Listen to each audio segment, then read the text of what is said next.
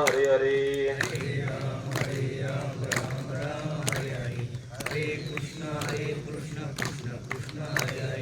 हरे राम राम राम हरे हरे. हरे कृष्ण कृष्ण कृष्ण हरे हरे. हरे राम राम राम हरे हरे. हरे कृष्ण कृष्ण कृष्ण हरे हरे.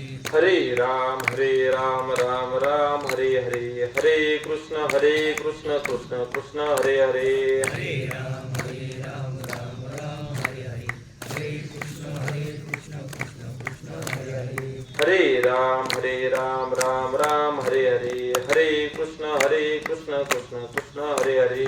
हरे राम राम राम हरे हरे. हरे कृष्ण कृष्ण कृष्ण हरे हरे. हरे राम राम राम हरे हरे. हरे कृष्ण कृष्ण कृष्ण हरे हरे. हरे राम राम राम हरे हरे. हरे कृष्ण कृष्ण कृष्ण हरे हरे. पुंडलिक वरदेव विठ्ठल श्री ज्ञानदेव तुकाराम पंढरीनाथ भगवान की जय. मौली ज्ञानेश्वर महाराज की जय. जगद्गुरु श्री संत तुकाराम महाराज की जय. सर्व संतन की जय. भारत माते की जय. आता तरी पुढे हाची उपदेश नका करू नाश आयुष्याचा. सकळांच्या पाया माझे दंडवत. आपुलाले चित्त शुद्ध करा. हित ते करावे देवाचे चिंतन. करुणिया मन एकविध. तुका म्हणे लाभ होय तो व्यापार. करा काय फार शिकवावे. महायोग पेटे तटे भीमरथ्यम. वरम पुंडलिकायम धातु मुनिंद्रे. समागत्य तिष्ठन्त महानंद गन्धम. परब्रह्मलिंगम भजे पांडुरंगम. जिथे ज्ञान विज्ञान संजीव होते. जिथे योग विद्ये सामर्थ्य येते. जिथे मानवाला मिळे मोक्ष गाथा. तुझ्या पायरीशी सदा नम्र माथा. नमो सद्गुरु तुकया ज्ञानदीपा. नमो सद्गुरु सच्चिदानंद रूपा. नमो सद्गुरु भक्त कल्याण मूर्ती. नमो सद्गुरु भास्करा पूर्ण कीर्ती. दयांचे केले स्मरण होय सकळ विद्येचे अधिकरण ते. बंधू श्री चरण श्री गुरूंचे ते नमस्कार. आता तरी पुढे हाची उपदेश नका करू नाश आयुष्याचा. सकळांच्या पाया माझे दंडवत. आपुलाले चित्त शुद्ध करा. हित ते करावे देवाचे चिंतन. करुणिया मन एकविध. तुका म्हणे लाभ होय तो व्यापार. करा काय फार शिकवावे.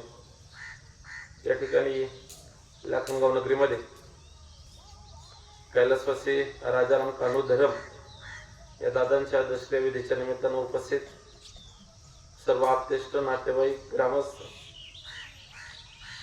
या ठिकाणी जगद्गुरु तुकोबरायांचा हा अभंग या दशक्रियाच्या प्रवचन रूपी सेवेसाठी निवडलेला आहे. या अभंगाचा अर्थ जर पाहिला. आता तरी पुढे हाची उपदेश नका करू नाश आयुष्याचा. सकळांच्या पाया माझे दंडवत. आपुलाले चित्त शुद्ध करा. जगद्गुरु तुकोबरायांचा हा अभंग 4 चरणाचा आहे. या ठिकाणी जगद्गुरु तुकोबराय तुम्हाला आम्हाला सगळ्यांना या ठिकाणी एक विनवणी करतायत. कारण की मनुष्य हा प्राणी असा आहे. या ठिकाणी जगद्गुरु तुकोबराय असू द्या, ज्ञानोबराय असू द्या, यांनी आपल्या करता काही मागितलं नाही. जे मागितलं ते सगळं जगाकरता मागितलं किंवा तुमच्या आमच्या सर्वांच्या करता मागितलं. या ठिकाणी जगद्गुरु तुकोबरायांचा हा अभंग आहे. अभंगात आता या ठिकाणी माऊलींचं पसायदान पाहिलं. त्याची सुरुवात कशाने? आता विश्वात केली. आणि या ठिकाणी हा जगद्गुरु तुकोबरायांचा अभंग आहे. याची सुरुवात आता तरी पुढे हाची उपदेश नका करू नाश आयुष्याचा. सकळांच्या पाया माझे दंडवत. या ठिकाणी जगद्गुरु तुकोबरायांचा हा अभंग या सेवेसाठी निवडलेला आहे. या ठिकाणी कैलासवासी राजाराम कान्हो धरम या दादांच्या माग त्यांचे वडील श्री कान्हो दावजी धरम, आई हिराबाई कान्हो धरम, पत्नी रंजना राजाराम धरम. या ठिकाणी त्यांचा भाऊ श्री फकीरा कान्हो धरम, तसेच त्यांची या ठिकाणी बहीण रंजनाराम हरी कोंदे आमच्या कोंदे कुटुंबामध्ये पारगाव या ठिकाणी आहेत. तसेच त्यांचा मुलगा विक्रम राजाराम धरम, विजयताई रोडे, कल्पना डोळझाके, कविताताई लबडे, सुनीताताई कापडी व निलिमाताई भांड अशा ह्या मुली, तसेच दादांचे पुतणे बाळासाहेब फकीरा धरम या गावचे माजी उपसरपंच होते, तसेच संदीप फकीरा धरम असा सुंदर असा एकदम भरगच्च भरलेला परिवार। या परिवारात दादांचं जाणं म्हणजे आई वडिलांच्या समोर आपल्या मुलाचं जाणं हे दुःख न सहन होणार आहे। तसेच गाड्याला दोन चाकं असतात, आपण पूर्वीच्या काळापासून एक म्हण आहे, गाड्याला दोन चाकं असतात पती व पत्नी, त्यातलं एक चाक जरी निखळून पडलं तरी तो गाडा काहीशा प्रमाणात तिकडा तेवढा वेग धरत नाही किंवा चालत नाही। आता दादांच्या माग रंजनाताई धर्म असतील या मावशींचं जीवन म्हणजे सूर्य गोवला का त्यांना त्यांची आठवण चालू होणार, तर दिवसभर ती आठवण राहणार। दादांच्या मागे त्यांच्या मुली आहेत, त्यांचा मुलगा आहे विक्रम। विक्रमचा स्वभाव देखील एकदम शांत संयमी, पण ज्या वेळेस वडिलांची चादर आपल्या आयुष्यात निघून जाते ते दुःख सहन करण्याची ताकद परत आयुष्यात माणसाला किती पैसा येऊ द्या, कोणतंही पद मिळू द्या, ते सहन करण्याची ताकद त्या कुटुंबाला राहत नाही। त्यांची बहीण असेल रंजनाताई रामहरी कोंदे, आमच्या पारगाव येथील कोंदे कुटुंबामध्ये त्यांना अतिशय नावाजलेलं कुटुंब। या ठिकाणी रामहरी दादा कोंदे असेल भीमाशंकर सहकारी साखर कारखान्याचे विद्यमान संचालक आहेत, पारगाव नगरीचे उपसरपंच पद देखील त्यांनी भूषवलं। असं सुंदर असा कोंदे परिवार। त्या ठिकाणी त्यांची बहीण आहे, बहिणीला देखील भावाचं जाणं, शेवटी आता जन्मल्यापासून जे नातं असतं बहीण व भावाचं सगळ्यात महत्वाचं नातं ते असतं, कारण की प्रत्येक लहान छोट्या मोठ्या गोष्टीमध्ये त्यांना आपल्या भावाची आठवण येत राहणार।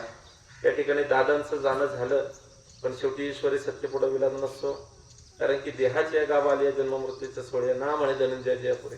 माणूस जन्माला आल्यावरती त्याचा मृत्यू हा अटळ आहे। जन्म एक वेळेस डॉक्टर सांगू शकतो अमुक अमुक तासाने अमुक अमुक दिवशी तुमचं बाळ जन्माला येणार आहे, पण मृत्यूची तारीख मी म्हणतो इव्हन नरेंद्र मोदींना सुद्धा माहित नसेल तर आपला मृत्यू कधी आहे।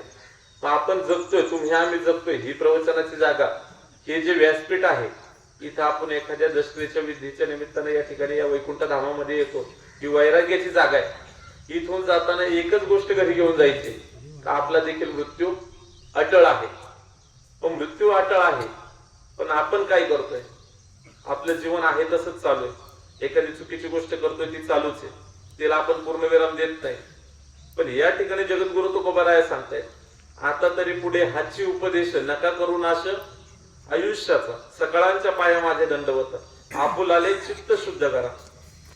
हित ते करावे देवाचे चिंतन करून या मन एकविध, तुका म्हणे लाभ होय तो व्यापार, करा काय फारशी कवावे। या ठिकाणी जगद्गुरु तुकोबारायांचा अभंगाचा भावार्थ जर थोडक्यात पाहिलं तर तुम्हाला आम्हाला लगेच लक्षात येतो।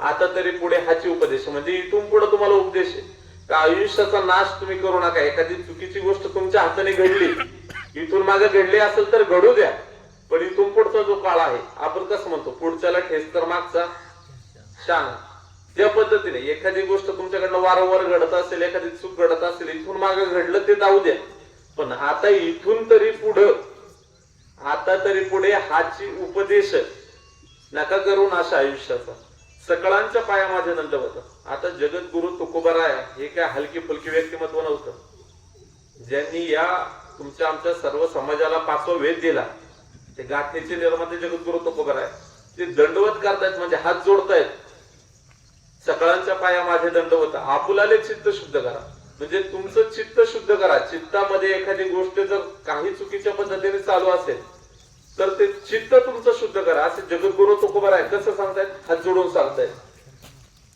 हित ते करावे देवाचे चिंतन। आता आपण चिंतन कशाचं करतो, पारमार्थिक दृष्ट्या पाहिलं तर आपलं चिंतन फार कमी असतं, पण प्रापंचिक दृष्ट्या आपलं चिंतन फार मोठं असतं। पण या ठिकाणी जगद्गुरु तुकोबाराय सांगतायत, हित ते करावे देवाचे चिंतन करून या मन एकविध, म्हणजे जे काही तुमचं मन आहे ते एका ठिकाणी तुम्ही एकवटावा, देवाचं चिंतन करण्यासाठी एक मन त्या ठिकाणी करा।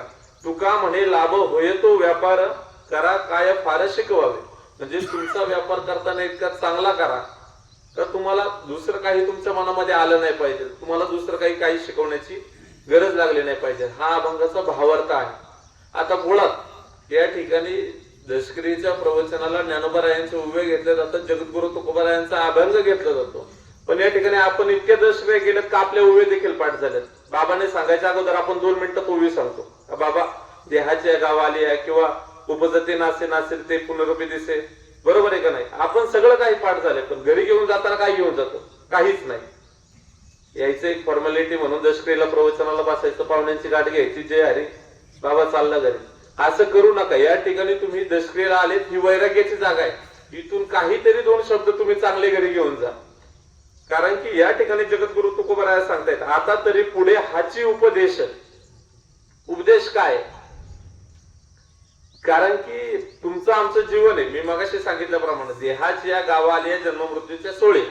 आपण ह्या गावाला जन्माला आलेलो आहे. आपला जन्म मृत्यू हा अटळ आहे. माणसाच्या आयुष्यामध्ये 16 संस्कार होत असतात.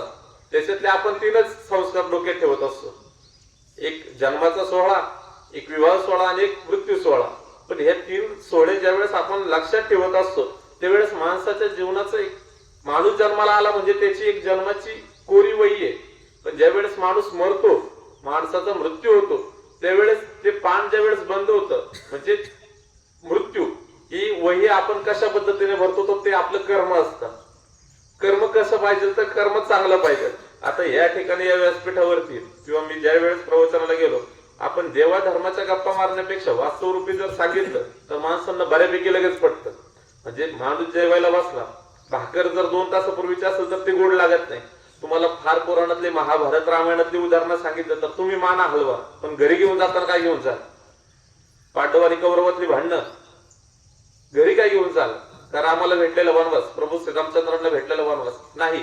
आपल्याला जर काही घरून घेऊन जायचं असेल तर चांगले उपदेश इथून वास्तवरूपी घेऊन जा. या ठिकाणी जगद्गुरु तुकोबारायांनी सांगितलं, आता तरी पुढे हाची उपदेश. मला प्रवचन या ठिकाणी करायचंय. एकच गोष्ट हायलाइट करा, आता तरी पुढे. याच्यावरतीच मी बोलणार आहे. कारण की इथून मागे झालं ते होऊ द्या, पण इथून पुढचा जो काळ आहे तो आपल्याला कशा पद्धतीने जगायचा हे देखील आपण लक्षात घेतलं पाहिजे. या ठिकाणी या अभंगातला सगळ्यात महत्वाचा शब्द आहे, आता तरी पुढे. आता समजा कोरोनाचा काळ झाला, कोरोनाच्या काळातनं देवाने तुम्हाला आम्हाला सगळ्यांना वाचवलं. कोरोनाच्या काळातनं तुम्हाला आम्हाला सगळ्यांना वाचवलं.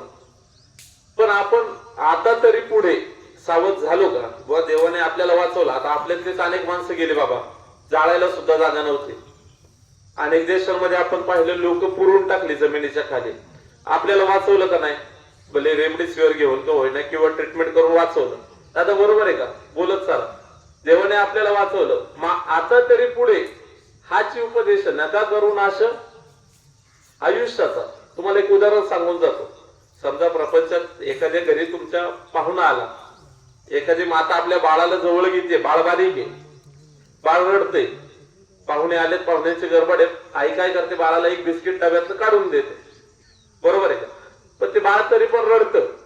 मग आता शेवटी आई काय करते, जो बिस्किटचा डबा आहे, तो बिस्किटचा जो पुडा आहे तो डायरेक्ट घेते, बाळाच्या पुढे ठेवते आणि आता काय म्हणते, आता तरी तू गप्प बस. म्हणजे हा आता तरी हा शब्द आपण हायलाइट जर केला तर हा उपदेश आहे आपल्याला का आता तरी पुढं तुम्ही सावध व्हा, माळा घाला, कपाळे अष्टगंध लावा, बुक्का लावा. पण जरी हे तुम्हाला जमत नसेल तर तुम्ही काय करा, देवाचं नामस्मरण करा. नामस्मरण केलेले काय होईल? कारण की देवाच्या नामस्मरणात इतकी ताकद आहे, तुमचं पूर्वजन्मीचं पुण्य. आता मुळात भरपूर स्टँडर्ड लोक इथं प्रवचनाला येतात अनेक ठिकाणी, त्यांचा पाप पुण्य शास्त्र वेद याच्यावरती अजिबात विश्वास नाही. बरं का, मला एक बिलकुल सत्य, कधी एका गावामध्ये गेल्यावरती मी गरुड पुराणातले काही दाखले सांगितले. त्यांनी मला विचारलं गरुड पुराण आहे का? म्हटलं ठीक आहे, गरुड पुराण नाही, तुझं जे म्हणणं आहे ना सगळं मान्य आहे, पण तू घरी गेल्यावरती एकच विचार कर, आपल्या शरीरामध्ये जे रक्त तयार होतं ते रक्त कसं तयार होतं अजून विज्ञानाला सुद्धा त्याचा शोध लागलेला नाही. या ठिकाणी हवेमध्ये तुम्ही मला दाखवा येतो ऑक्सिजन कोणता, कार्बन डायऑक्साईड कोणता, अनेक घटक कोणते तुम्ही दाखवू शकता? नाही. मग तुम्ही शास्त्र जी 6 शास्त्र आहेत, 4 वेद आहेत, 18 पुराण आहेत, तुम्ही अमान्य कशी करता? तुम्ही इस्त्रीचे कपडे एकदम स्टँडर्ड घातले म्हणजे तुमचे विचार एकदम हाय लेवलचे झाले का? विज्ञानाच्या अगोदर देखील माऊलींची ज्ञानेश्वरी होती. ज्ञानेश्वरी गाथेमध्ये इतकी उदाहरणं आहेत की तुमचं शास्त्र पुढे तुमचं विज्ञान देखील कमी पडत. पण आपण कसं म्हणतो, अतिशहाणा त्याचा बैल रिकामा. पण मुळात या ठिकाणी जगद्गुरु तुकोबाराया सांगतायत, आता तरी पुढे हाची उपदेश नका करू नाश आयुष्याचा. पण या ठिकाणी एक गोष्ट आपण लक्षात घेतली पाहिजे, माणूस ज्या वेळेस दिशा चुकतो त्यावेळेस दिशा चुकत असताना त्याला सगळ्यात महत्वाची दिशा चुकवण्याची जर कोण असेल तर ती संगत. संगत माणसाची दिशा चुकवते. भले मी म्हणतो एखादा जर चांगल्या पद्धतीचा माणूस असेल त्याला एखादा वाईट भेटला तर नक्कीच तो वाईट वळणाला जातो. बरोबर आहे का? समजा आता तुम्हाला आम्हाला सगळ्यांना एखादा तरी मित्र असतो, खाली बसलेत प्रत्येकाला एखादा मित्र आहे. इंदुरीकर बाबा सांगतात आपला मित्र आत्ताच चेक करा, जर चांगला असेल तर ठीक आहे, नाहीतर लगेच मोबाईल मधून पण लगेच इथं प्रवचनाला आले असतील ना, इथं सोडून द्यायचं. वाईट मित्र असेल त्याला तुम्ही एकट्या गाडीवरती घरी जा. कारण की या ठिकाणी तुम्हाला एक दाखला सांगून जातो, एक दृष्टांत सांगतो. एक राजा होता. राजा वनामध्ये शिकार करण्यासाठी गेला. जंगलामध्ये शिकार करण्यासाठी गेला असताना तो दमला, फार आता थकल्यानंतर ना त्याला एका झाडाच्या खाली त्याला वाटलं आता इथं आपण 2 मिनिटं आराम करू. झाडाखाली त्याला वाटलं आपण इथं 2 मिनिटं आराम करू. आराम करत असताना तो तिथं झोपला. पण असंच लिंबाचं झाड आहे, लिंबाची सावली काय लय दाट नसते, त्याच्यात एका फटीत ऊन येत होतं. पण त्या झाडावरती 2 पक्षी बसले होते. एक होता राजहंस आणि दुसरा होता कावळा. तर आता त्या राजहंसाला वाटलं बाबा आपला राजा या ठिकाणी झोपलेला आहे, पण त्याचं नेमकं डोळ्यावरती ती उन्हाची तिरीम येते, ऊन पडते. त्या बिचाऱ्याने आपले पंख मोठे केले आणि त्या फांदीवरती नेमकं बसला. म्हणजे राजाच्या तोंडावरती सावली आली.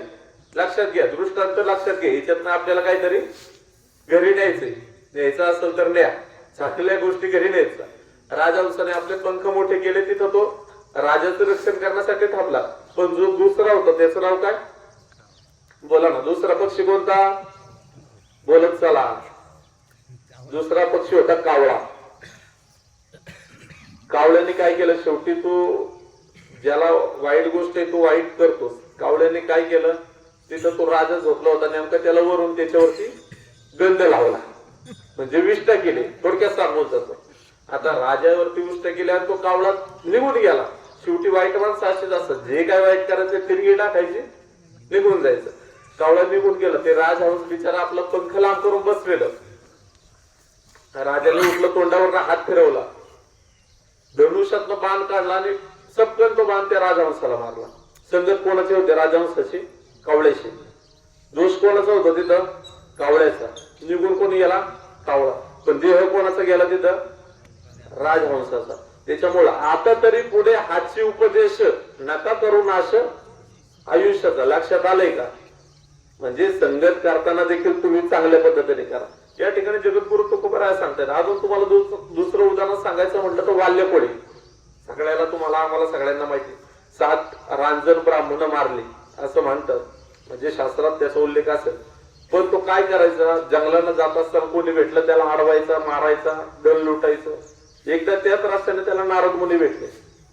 कोण भेटले? नारद मुनी भेटले. नारद मुनीने थांबवलं. बाबा, तो वाल्यकोळीने अडवलं. म्हटलं बाबा तुझ्याकडे काय काय असेल काढून दे. नारद मुनी म्हणले माझ्याकडे चिपळे आणि विना सोडून दुसरं काही नाही. आणि दुसरी एक गोष्ट माझ्याकडे आहे, ते काय? देवाचं नाम स्मरण आहे. तो तुला घ्यायचा असेल तर घे. तो म्हटला नाही तुम्हाला द्यावं लागेल. नारद मुनींनी काहीतरी डोकं लावलं आणि 1-2 मिनिटं त्याला शांत केलं. त्याला एकच गोष्ट सांगितली, बाबा तुला मला मारायचंय ना, 100% मार. तर तू एक गोष्ट, ही जी चुका करतोय त्या चुकीमध्ये तुझं कुटुंब सहभागी आहे का तेवढं मला सांग. नारद मुनी घरी गेले. त्याने आपल्या पत्नीला विचारलं, मुलाला विचारलं, आई वडिलांना विचारलं, सगळ्यांना विचारलं. वाल्यकोळी घरी गेल्यानंतर त्याने सगळ्यांना विचारलं, बाबा तुम्ही माझ्या पापामध्ये सहभागी आहेत का? सगळ्यांनी नकारार्थी माना हलवल्या. वाल्यकोळी परत नारद मुनी जवळ आला का, बाबा मी घरी जाऊन विचारलं पण माझ्या पापामध्ये कुणीही सहभागी नाही. म्हणजे वाल्यकोळी इथं देखील बसले असतील. सावध व्हा, घरी जाऊन विचारा, आम्ही जे चुकीचं करतो याच्यामध्ये तुम्ही सहभागी आहेत का? जर घरचे म्हटले आहे तर 100% करा, घरचे म्हटले नाही तर करू नका. सावध व्हा. आता तरी पुढे हाची उपदेश. नारद मुनी जवळ आला. नारद मुनींना सांगितलं की बाबा माझ्या पापामध्ये कुणीही सहभागी नाही. त्यावेळेस वाल्मिक ऋषी झाले. काय लिहिलं त्यांनी? रामायण लिहिलं. त्यांनी जसं लिहिलं तसंच प्रभू श्रीरामचंद्रांना वागावं लागलं. इतकी ताकद कशामध्ये होती? संगतीमध्ये होती. कारण की संगत जर नारद मुनींची झाली नसती तर शेवटी आहे ते धरला का काप, त्याच पद्धतीने त्यांचं आयुष्य चालू असतं. त्याच्यामुळे अजून तुम्हाला संगतीचं अजून एक उदाहरण देऊन जातो. ज्यावेळेस जगद्गुरु तुकोबारायांचा गाथा रामेश्वर भट्टांनी इंद्रायणीच्या डोहामध्ये बुडवला ना गाथा बुडवला का? त्यावेळेस गाथ्याला काय बांधलं होतं? दगड बांधला होता ना. ऐकला असेल तुम्ही, दगड बांधला होता. तो दगड गाठ्याला बांधून तो पाण्यामध्ये डोहामध्ये त्या इंद्रायणीमध्ये बुडवला गेला. पण ज्या वेळेस तो गाथा बुडवला, जगद्गुरु तुकोबारायांनी आपली उपासना केली, देवाचा धावा केला, तो गाथा परत 14 दिवसाने वरती आला का वरती? पण कशासोबत आला? दगडासोबत वरती आला. बोलत चाला, दगडासोबत वरती आला. पण त्या इंद्रायणीमध्ये तेवढा एकच दगड होता का? नाही ना, अनेक दगडी होते. सगळे दगडी वरती यायला पाहिजे होते. बरोबर आहे का सर? बरोबर आहे का? सगळे दगडी वरती यायला पाहिजे होते, पण तो एकच दगड वरती आला. का वरती आला? तर तो जगद्गुरु तुकोबारायांच्या गाथ्यासोबत होता. त्याच्यामुळे आता घरी गेल्यावरती आपल्याला गाथ्याच सोबत करायची का कशाची करायची, तुम्ही एकदम लक्षात घेतलं पाहिजे. आजही आपल्या तुमच्या आमच्या घरामध्ये आता हे प्रवचन मुळात दशक्रियेच आहे. इथं जन्म मृत्यू सांगण्यापेक्षा मेल्यानंतर माणसाला काय करायचं, मागं काय होणार आहे, जो जीवात्मा गेलेला आहे त्याला मागं काय होणार आहे याचं काय घेणं देणं नसतं. आजही गरुड पुराणामध्ये अनेक दाखले सांगितलेले आहेत. एखादा जीवात्मा ज्या वेळेस जातो, तो किती दिवस आपल्या प्रपंचाबरोबर राहतो, तो कोणत्या कोणत्या ठिकाणी फिरायला जातो. आता ती स्टँडर्ड लोक भेटल्यामुळे ते गरुड पुराणावरती काय जास्त बोलत नाही. शेवटी आडगेच्या नादी लागून काय फायदा नसतो. ज्याला ज्या गोष्टी कळतात, गरुड पुराणात एकूण एक गोष्ट सांगितलेली, तुमचा मृत्यू झाल्यानंतर ना जीवात्मा किती वेळ थांबतो, सुद्धा कोणी धरला पाहिजे, सगळ्या गोष्टी गरुड पुराणामध्ये सांगितलेल्या आहेत. पण शेवटी माणूस जेवढा पुढे चालला तेवढा तो शास्त्राला मागे टाकत चालला. दादा बरोबर आहे का सोमनाथ दादा? माणूस शास्त्र वेद सगळं विसरायला लागला. मुळात त्याचा हाच विश्वास नाही का आत्मा पंचतत्वाने विलीन झालेला आहे. आपलं शरीर पंचतत्वाने बनलेलं आहे. आकाश तत्व, जलतत्व, वायू तत्व, पृथ्वी तत्व, 5 तत्वाने बनलेलं आहे. समजा एखादं लाकूड तयार झालं, एखादं लाकूड एखाद्या झाडाचं, झाड कुठून तयार होतं? झोपले का? झाड कुठून तयार होतं? मातीतून तयार होतं. आणि ज्या वेळेस ते झाड जाळलं जातं, परत कुठं जातं? या ठिकाणी एक मातेच्या पोटातून जन्म घेतो. तुम्ही आम्ही सगळेजण एका आईच्या पोटातून जन्म घेतो. आणि ज्या वेळेस आपण ह्या आईच्या पोटात जातो, म्हणजे ही धरणी मातेच्या पोटात जातो, याचं नाव जीवन आहे. तर जीवन कसं जगलं पाहिजे त्यासाठी जगद्गुरु तुकोबाराय या ठिकाणी सांगतायत. आता तरी पुढे हाची गरज असतोपर्यंत एवढी 2च वाक्य पाठ करा. आता तरी पुढे हाची उपदेश नका करू नाश आयुष्याचा, सकळांच्या पाया माझे दंडवत. या ठिकाणी जगद्गुरु तुकोबाराय सांगताय, मागे झाले पाहू नका, पुढे जाणे नाही तुका, परमार्थ गांभीर्याने घ्या. या ठिकाणी एका प्रवचनाच्या निमित्तानं मी पुण्यामध्ये गेलो होतो. आता मी तुम्हाला मागाशीच सांगितलं तसं मी जास्त काही रामायण महाभारत तुम्हाला सगळ्यांना आम्हाला माहिती आहे. कारण की आता जर तुम्हाला सांगायचं म्हटलं तर वास्तवातलीच उदाहरणं दिली पाहिजे, तीच पटली जातात. कारण की अनेक विचित्र लोक आहेत, त्यांना शास्त्र, पुराण, गाथा, ज्ञानेश्वरी यांच्यावरती म्हणजे पूर्णत्वाने विश्वास नाही आहे, पण पूर्णत्वाने विश्वास नाही. या ठिकाणी पुण्यामध्ये एका प्रवचनाच्या रूपाने सेवेला गेलो होतो. तिथे गेल्यानंतर घर बांगला सगळं व्यवस्थित होतं. सगळे संतांचे फोटो, विठोबा रखुमाईची मूर्त होती. एक छान दर्शन घेतलं. म्हटलं बाबा आता तुम्ही काय करता? आता तुम्ही काय करता? परमार्थिक दृष्ट्या तुम्ही काय करता? म्हटलं इथून मागं मी 25 वर्ष वारीला जात होतो. इथून मागं मी 25 वर्ष वारीला जात होतो. म्हटलं बर, मग इथून मागं म्हणजे आता जात नाही का? म्हटलं बाबा झालं काय, मी वारीला जात होतो, पण एके वर्षी माझा चुलता त्या वारीमध्ये वारला, म्हणजे वारीमध्ये वारला. मग तिथून पुढे आपला देवावरचा विश्वास उठला. मी आता इथून मागे जात होतो, पण इथून पुढे जाणार नाही. बरं म्हटलं ठीक आहे, 2 मिनिटं. मी बाबाच्या कलाकलाने चहा झाला, नाश्ता झाला, सगळ्या गोष्टी झाल्या. मग सहज विचार करत करत तुमचे वडील काय करत होते, तुमचे आजोबा काय करत होते, तुमचा व्यवसाय कशाचा होता, तुमचे पंजोबा तर श्रीमंत असतील एवढं सगळं होतं, खापर पंजोबा काय करत होते, थोडी पार्श्वभूमी घेतली. मग त्यांनी मला जवळजवळ 10 ते 12 पिढ्या परत, जोपर्यंत काय होतं 12 पिढ्या म्हणजे त्याच्या नाही का खापर पंजोबा आजी काय करत होती सगळं सांगितलं. तर जाता मी म्हटलं बाबा रामकृष्ण हरी येतो, पण 1-2 मिनिटं बोलायचं. म्हटले बोला ना. म्हटलं तुमचा चुलता कुठं वारला? वारीमध्ये वारला.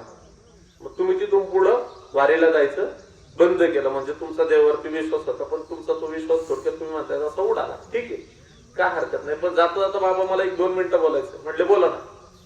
तुमची 12 ते 13 माणसं इथं या प्रपंचात ह्याच कुटुंबात ह्याच घरात वारले, बरोबर आहे का? किती माणसं तुमचं पूर्वज ह्याच कुटुंबात वारले, ह्याच घरामध्ये वारले, मग तुम्ही प्रपंच करायचं सोडलं का हो? बरोबर आहे का? प्रपंच करायचं सोडलं का तुम्ही? घर सोडलं नाही ना सोडलं. वारीमध्ये एक माणूस वारला, तुम्ही वारी सोडता. तुमच्या जीवनामध्ये तुम्ही ज्या ठिकाणी राहता त्या कुळामध्ये एखादं अनेक वर्ष एखादी व्यक्ती वारली, म्हणजे पूर्वज वारले, त्याचे वडील वारले, आजोबा वारले, तुम्ही सोडलं का? नाही सोडलं. म्हणजे आपला असं आहे जे काय आहे.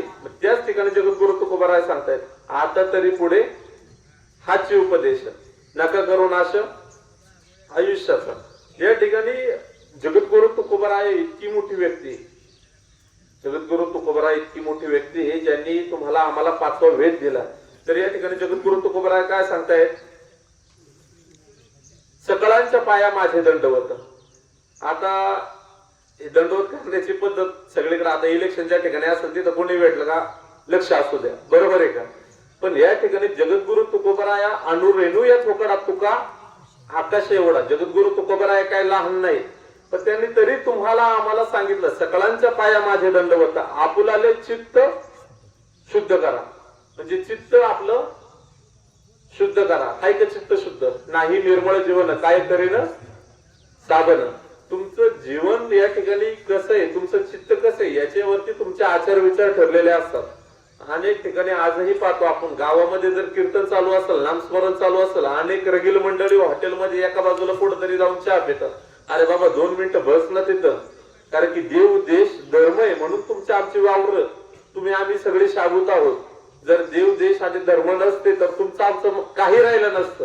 तर त्याच्यामुळे काय केलं पाहिजे, हित ते करावे देवाचे चिंतन, देवाचे चिंतन करत चला. पण चिंतन कसं करावं, देवा पुढे बसावं, देवाला गण लावावा, सगळ्या गोष्टी करावा, कांद्याला बाजार वाढू दे, पपीचं लग्न होऊ दे, पाप्याचं चांगलं जॉब लागू दे, असं नाही बाबांनो. जे काही करायचे चिंतन देवाचं चांगल्या पद्धतीने करा, कारण की मागे पुढे उभे राहे सांभाळता आले आघात निवाराया. कारण की तुम्ही घालून या भार राहिलो निश्चिंते, करायचंय ना प्रामाणिकपणे करा. कोरोनात अनेक जणांनी नवस केले तेव्हा का, आता तुम्ही गणपती नवरात्रात पाहिलं असेल, कोरोना उठल्या रोज पेढ्याचा नैवेद्य असायचा, नारळाची तोरणं लागायचे, द्यावा कोरोनातून वाचू दे. पण बाबांनो तुम्ही सगळ्यातनं वाचाल, पण काय करायचं, हित ते करावे देवाचे चिंतन करून या मन एकविध. तुमचं मन निर्मळ असलं पाहिजे, म्हणजे एकत्रपणे तुमचं मन पूर्णत्वाने त्या देवावरती असलं पाहिजे. आणि या ठिकाणी जगद्गुरु तुकोबाराय सांगतायत, तुका म्हणे लाभ होय तो व्यापार. व्यापार करायचा आपल्याला, पण कसा करायचा, ज्याचा तुमच्या आमच्या आयुष्याला काहीतरी फायदा झाला पाहिजे, अशा पद्धतीने आपल्याला तो व्यापार करायचा आहे. आणि करा काय फार शिकवावे, म्हणजे तुम्हाला जे काही शिकायचं तुमचा व्यापार चांगला करा, म्हणजे तुमचं आयुष्य चांगल्या पद्धतीने जाईल. हा जगद्गुरु तुकोबारायांचा अभंग या ठिकाणी आपण सेवेला निवडलेला आहे. पण या ठिकाणी जर सगळ्यात महत्वाचं एकच वाक्य तुम्ही घरी घेऊन जा या अभंगाचं, आता तरी पुढे हाची उपदेश. वाटलं तर तुम्ही लिहून घेऊन जा, मोबाईल मध्ये घेऊन जा, कुठं न्यायचं तिथं नाही तर डोक्यात न्या. आता तरी पुढे हाची उपदेश. तुम्हा इथून घरी गेले, जे काही चुकीचं झालं ते बाजूला सारा, जे काही चांगलं जीवन आहे ते चांगल्या पद्धतीने जगा. या ठिकाणी कैलासवासी राजाराम कानोधरम दादा या ठिकाणी आपल्याला सोडून गेलेले आहे. शेवटी प्रत्येक व्यक्ती या भूतलावरनं एक ना एक दिवस जाणार आहे, पण तो व्यक्ती गेल्यानंतर ना त्यांच्या बरोबर खेळलेली जी लहान मंडळी, लहान सवंगडी असते, लहानपणाचे मित्र असतील, त्यांचे आई वडील असतील, त्यांची पत्नी असेल, त्यांची बहीण असेल, त्यांची मुलं असतील, मुली असतील, यांना होणारं दुःख हे अटळ आहे. तुम्ही आम्ही पाहुणे मंडळी सगळे 2 मिनिटं येणार आहोत, पण शेवटी त्यांच्या पत्नीला झालेलं दुःख, त्या मावशीला झालेलं दुःख आयुष्यात कधीही भरून येणार नाही. त्यांचे आई वडील आहेत, त्यांना देखील हे दुःख अटळ आहे, त्यांच्या मुली आहेत.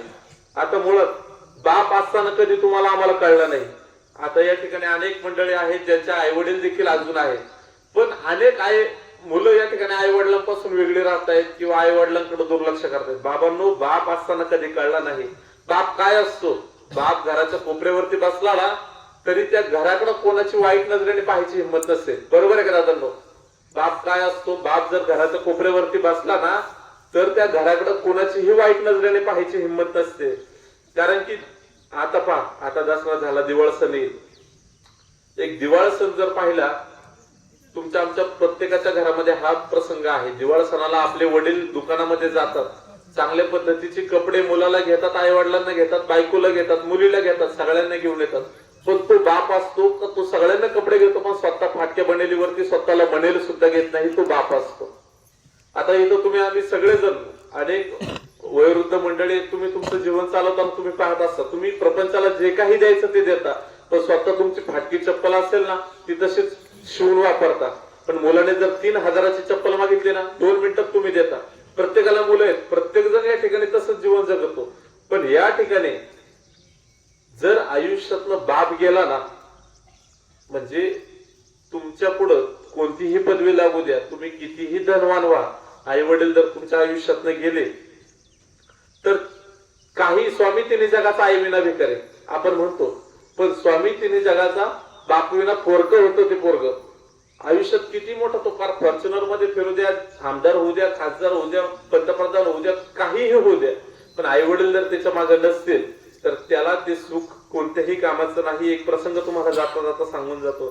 ज्या दिवशी आपल्या मुलीचं लग्न असतं ना, अनेक मंडळींनी या ठिकाणी आपल्या मुलीचं लग्न केलं असेल, ज्या दिवशी आपल्या मुलीचं लग्न असतं त्या दिवशी त्या बापाचा आनंद द्विगुणित असतो. मुलीच्या लग्नाच्या दिवशी बापाचा आनंद द्विगुणित असतो. पण ज्या वेळेस त्या मुलीचं लग्न होतं, 7 फेरे होतात, सप्तपदी होते, सगळ्या गोष्टी होतात, मुलीची गाठण सोडली जाते आणि मुलगी ज्या वेळेस बिदाईच्या वेळेस निघते. आता ह्या दादांना 5 मुले आहेत. त्या मुलींना देखील प्रत्येक क्षणी आपल्या वडिलांची आठवण येणार म्हणजे येणारच. अगदी रस्त्यानं जाताना येताना, अगदी शेजारनं कोणी जरी बाबांना त्यांच्या वडिलांना आवाज दिला तरी यांच्या डोळ्यामध्ये पाणी येणार आहे.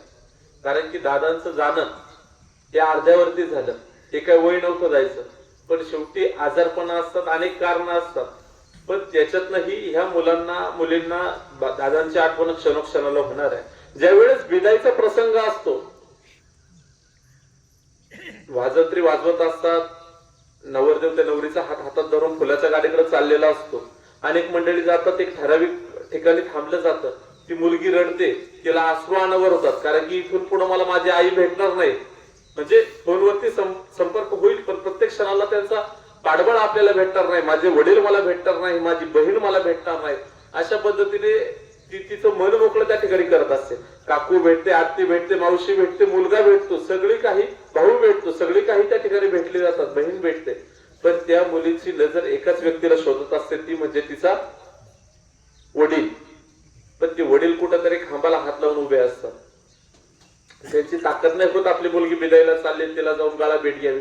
कोणीतरी पुढे जातं, दादा चल रे, तुझी मुलगी चालली तिला बिदायला. हाताला हात धरून ज्या वेळेस त्या दादांना तिथं आणलं जातं, ती मुलगी ज्या वेळेस आपल्या बापाला पाहते, किती मोठा घोळका असतो त्या घोळक्यातून त्या बापाकडे पडत जाते आणि कडकडून मिठी वाहते. हे प्रीतीचे बांधले, कारण की हे न काही केले सुटे, कारण की हे इतकं प्रेम आई वडिलांचं मुलीवरती असतं, पण मुलीचं सगळ्यात जास्त प्रेम आपल्या वडिलांवरती असतं. ती मिठी सोडवली जाते. ज्या वेळेस ती मुलगी गाडीमध्ये बसली जाते, गाडी चालू होते, तो बाप त्या गाडीला थाप मारतो, पण तो त्यावेळेस त्या मुलीकडे पळत नाही जात, तो 2 पावलं जड करून आपल्या जावयाकडे जातो. जावयाजवळ जाऊन हात जोडून सांगतो, जो बाप आतापर्यंत कुणाही पुढे वाकला नाही, तो बाप त्या जावया पुढे वागतो, बापू माझी पोरगी तुमच्या ताब्यात दिली, जर काही तिचं काही चुकलं ना तर ती माझी चूक समजून माफ करा. जो बाप पहाडासारखा असतो, तो कधीही आतापर्यंत कुणा पुढे वाकलेला नसतो, तो बाप आहे. आता या ठिकाणी कैलासवासी राजाराम दादा गेलेले आहेत, त्यांची मुलगी असेल विजयाताई, कल्पनाताई, कविताताई, सोनालीताई, नीलमताई, या सगळ्यांना त्यांची क्षणोक्षणाला आठवण येणार आहे. या ठिकाणी विक्रम दादा असेल, त्यांनी त्या ठिकाणी मोबाईल शॉपीचा व्यवसाय केला, आता कंपनीमध्ये जॉबला जातोय. प्रत्येक क्षणाला, कारण की बापाचा हात ज्या वेळेस पाठीवरती असतो ना, माणूस कितीही मोठं संकट पार करून जात असतो. या ठिकाणी या दशक्रिया विधीच्या निमित्ताने जगद्गुरु तुकोबारायांचा अभंग या सेवेसाठी निवडला. या प्रवचनरूपी सेवेसाठी मला स्वप्नील दादांचा कॉल आला होता, महाराज ही सेवा कराल का? म्हटलं नक्कीच करेल. मी कोणताही अभंग एकदा प्रवचनाला झाल्यावरती परत घेत नाही, कारण की आपण जगाला काहीतरी नवीन देणं लागतो. जगाने आपल्याकडनं घेतलं, एकच उभी पाठ करायची, ते 50% प्रवचनात वापरायचे, हा माझा नियम नाही. वारकरी संप्रदायामध्ये आल्यावरती नक्कीच जगाचं प्रबोधन व्हावं, संत साहित्य तुमच्या आमच्यापर्यंत पोहोचावं, ही माझी चळवळ असते. या ठिकाणी मी जाता जाता एक शेवटची 5 तुम्हाला विनवण्या करून जातो, कारण की या ठिकाणी जगद्गुरु तुकोबारायांनी देखील सांगितलं, सकाळच्या पाया माझे दंडवत, आपुलाले चित्त शुद्ध करा. तुमचं चित्त शुद्ध करा. आता तरी पुढे हाची उपदेश नका करू नाश आयुष्याचा नाश तुम्ही करू नका. आणि हित ते करावे देवाचे चिंतन. देवाचं चिंतन करा, याचं सुरू आमचं सगळ्यांचं हित आहे. बाबा या ठिकाणी तुम्हाला जाताना एकच सांगतो, आपण टू व्हीलर आहे, आपल्याकडे लाखो रुपयांच्या गाड्या आहेत, फोर व्हीलर आहे, अनेक ऍक्सिडेंटचे प्रसंग प्रत्येक गावोगावी घडत असतात.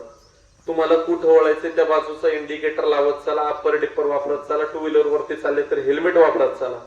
कारण की कोणाचा काळ कुठं आहे हे सांगता येत नाही. कारण की काळ प्रत्येक क्षणाला मागा आहे. क्षणोक्षणी हाची करावे विचार करावया पार भविष्य नाशिवंत देह जाणार सकळ. आयुष्य खातो काळ सावधान. तुम्ही इथं जरी आले ना, पायात चूक भरले ना, तरी काहीही होऊ शकतं. त्याच्यामुळे तुम्ही एवढे मोठे टू व्हीलर फोर व्हीलर वापरता, इंडिकेटर लावत चला, वृक्षारोपण करत चला, धर्माची सेवा करत चला. कारण की मी मगाशी म्हटलं, देव देश आणि धर्म या जर तीन गोष्टी नसत्या तर आज हा 50 एकरचा बागायतदार, उद्या तो 20 एकरचा बागायतदार, हा सरपंच, तो उपसरपंच काही नसतं राहिलं. कारण की देव नसता राहिला तर आपला देश राहिला नसता, आणि देश नसता राहिला तर आपला धर्म नसता राहिला.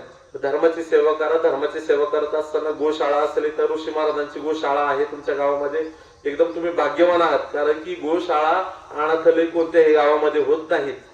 ज्या गावामध्ये ती सांभाळण्याची ताकद आहे त्याच गावामध्ये ती गोशाळा अनाथालय होत असतं. जाता येता एक वेळेस तुमच्या गावात एखादा सांस्कृतिक कार्यक्रम, थोडक्यात ऑर्केस्ट्रा तमाशा होत असेल, त्याला 2 रुपये कमी खर्च करा. पण ज्या ठिकाणी गोशाळा असेल त्या ठिकाणी तुम्ही तुमचं दान देत चला, अनाथालयाला तुमची मदत करत चला. गावात एखादा धार्मिक कार्यक्रम होत असेल नक्कीच त्या ठिकाणी मदत करत चला. आणि या ठिकाणी ती सेवा संपत असताना एकच गोष्ट तुम्ही हायलाइट करा, आता तरी पुढे हाची उपदेश नका करून आयुष्याचा. एवढंच लक्षात ठेवा. हे झालेल्या या ठिकाणी प्रवचन रूपी सेवेला याच ठिकाणी मी पूर्णविराम देतो. झालेली सेवा भगवान परमात्मा माऊली ज्ञानेश्वर महाराज जगद्गुरु तुकोबाराय यांच्या सर्वांच्या चरणावरती या ठिकाणी अर्पण करतो व या ठिकाणी सेवेला पूर्णविराम देतो. विठ्ठल विठ्ठल विठ्ठल पुंडलिक वरदेव हरे विठ्ठल. श्री ज्ञानदेव तुकाराम पंढरीनाथ भगवान की जय. माऊली ज्ञानेश्वर महाराज की जय. जगद्गुरु श्री संत तुकाराम महाराज की जय. सर्व संतान की जय. भारत माते की जय. करण्यासाठी आतमध्ये इकडं मोकळं काही न्यायचीच नाही. जर चालायला असं पावसाळ्यात फक्त चालायला असतं, इथं 2 ऋतू मध्ये जवळजवळ 10 महिने तुम्हाला बाहेर खाणं नसतं. बरोबर. मग 10 महिन्यासाठी आपण आता एवढं चारायचं काय करणार? गाई पूर्ण मुक्त टाकायचं आतमध्ये, त्याच्यानंतर बाहेर राहणार सगळं. आतमध्ये दावून राहणार. 2 टाइम गायला व्यवस्थित पाणी खाली पाण्याची दावण करायची. मुक्त गोट्यासारखं ठरलं.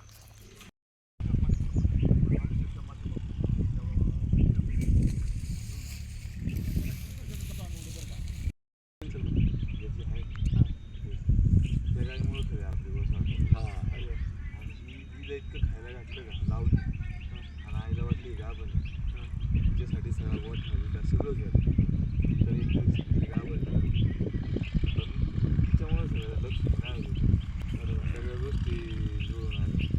मला थोडक्यात सांगा, असं असं महाराजांनी एक संकल्पना केली अशा पद्धतीने दाखलगाव या ठिकाणी आपले हरिभक्त तुकाराम ऋषिकेश महाराज वाळून जे आज आंबेगाव तालुका गोरक्षक प्रमुख आहेत, त्यांनी आपल्याला छोट्याशा लाखनगावमध्ये संत ज्ञानेश्वर महाराज गोशाळा म्हणून या ठिकाणी चालू केलेली आहे. आणि या गोशाळेला महाराजांनी निवृत्ती महाराज लोखंडे या ठिकाणी भेट देण्यासाठी आलेले आहे. आणि त्यांनी या ठिकाणी एक असा संकल्प केलेला आहे की जे महाराज या ठिकाणी जे काय कीर्तन प्रवचन काय करणार आहेत त्यामध्ये जे मिळणारं अनुदान असेल, मानधन असेल, ते मानधन आणि या ठिकाणी या गोशाळेला काही प्रमाणात आणि अनाथ आश्रम या ठिकाणी त्यांनी देण्याचा या ठिकाणी मानस त्यांचा झालेला आहे. आणि या ठिकाणी त्यांनी जे संत ज्ञानेश्वर गोशाळा ला जी भेट दिलेली आहे, त्यांनी या ठिकाणी सर्वात प्रथम सर्व पाहिलेले सर्व परिस्थिती या ठिकाणी त्यांनी जाणून घेतलेली आहे. आणि ही परिस्थिती त्यांनी जाणून घेऊन त्यानंतरच या ठिकाणी त्यांनी भेट दिली आणि त्यानंतरच हा संकल्प या ठिकाणी महाराजांनी केलेला आहे. या ठिकाणी मी अण्णांना सांगतो की तुम्ही पण या ठिकाणी थोडक्यात आपल्या गोशाळेबद्दल माहिती द्यावी. साधारणपणे 13 मे 2013 श्री श्री रविशंकरजींच्या वाढदिवसानिमित्त मी गोशाळेचा संकल्प केला होता आणि त्यासाठी पंडित कराडकर यांच्या हस्ते त्याचं छोटंसं उद्घाटन पण केलं. पण मध्यंतरीच्या काही काळात तो संकल्प थोडा रेंगाळत गेला. पण या अधिक महिन्यामध्ये त्याला मी पुन्हा एक उजाळा देऊन हा गोशाळेचा संकल्प पूर्ण करायचा प्रयत्न केलेला आहे. सध्या गोशाळेमध्ये 3 गायी आहेत आणि ही गोशाळा जास्तीत जास्त जवळजवळ 10 एकराचा माझा परिसर आहे. त्या संपूर्ण 10 एकरावर गोशाळेचं नियोजन करायचा माझा प्रयत्न आहे. आणि ज्ञानेश्वर महाराजांनी आणि महाराजांसारख्या साधू संतांनी मला आशीर्वाद देऊन ही गोशाळा जास्तीत जास्त भरभराटीस येईल असा माझा सर्व साधू संतांना आणि परमेश्वराला माझी प्रार्थना आहे. झाले का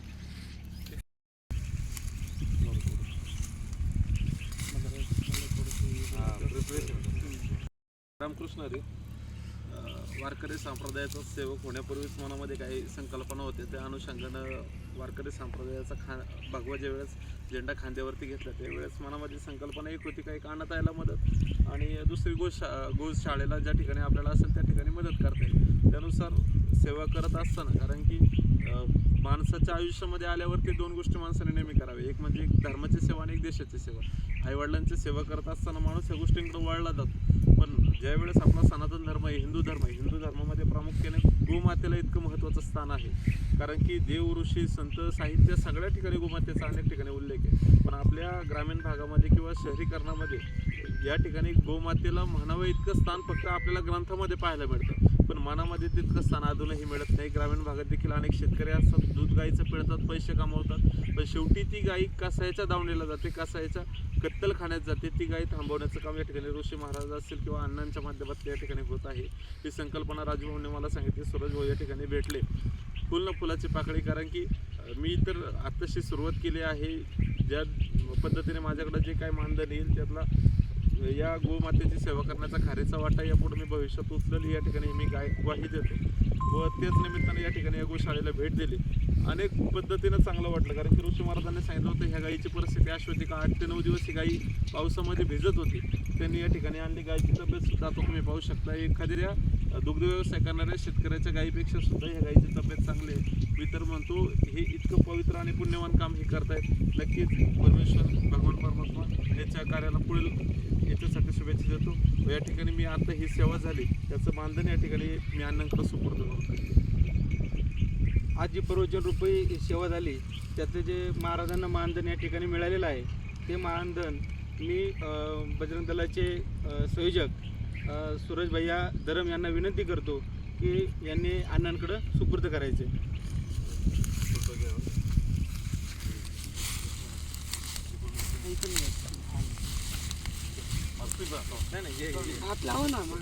तुम्ही जवळ